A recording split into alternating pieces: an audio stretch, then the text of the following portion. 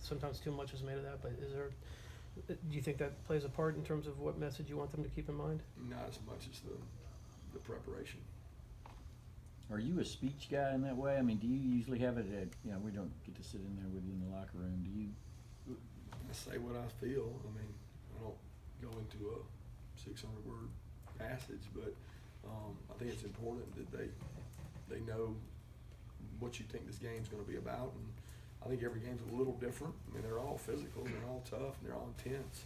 So I'm going to be intense with the message, but sometimes the message is different than others, and some guys respond to that, some guys don't. I think some guys enjoy that, some guys don't. So to each his own. You mentioned the deferring at the beginning of the game. Is that somewhat in mind of how you guys come out of third quarter, and how does that kind of impact what you guys do come out of that third quarter? Well, I mean, we've won some tosses, we've lost some. So some of them, when we have won, it's that we've deferred a lot because we feel like our defense is an older part of our team, really. But it doesn't matter. You're going to get possession at the beginning or possession in the second half. You want to be really sound in what you do, and you want to go in at halftime and have a plan for the second half of what you want to come out and do, some of which might complement what you've already done. And I think that's always important to come out and be able to change it up.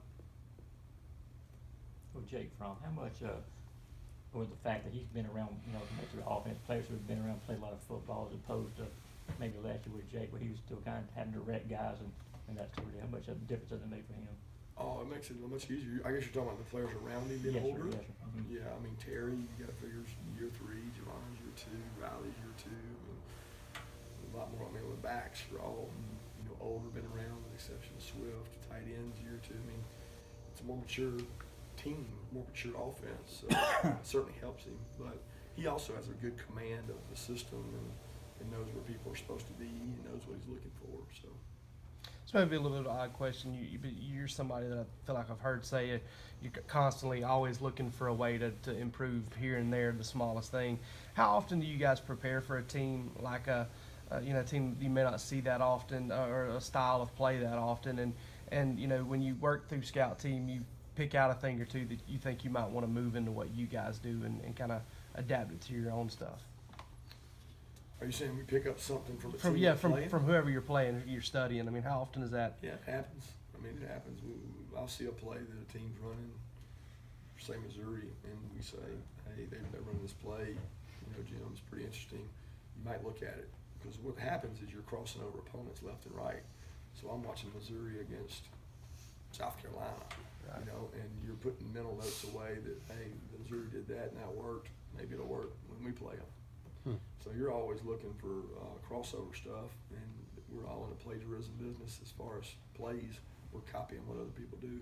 Defense is the same way. You watch pressures and you try to copy what other teams do. 2 more questions?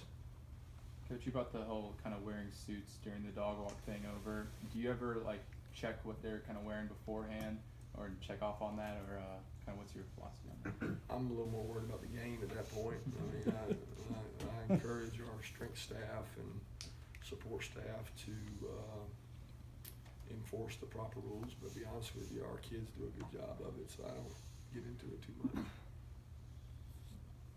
Muschamp said that you could never beat him in basketball. I guess he's talking about his team versus your team. Is that kind of the truth or what? I'll let him do the talking. Thanks, guys.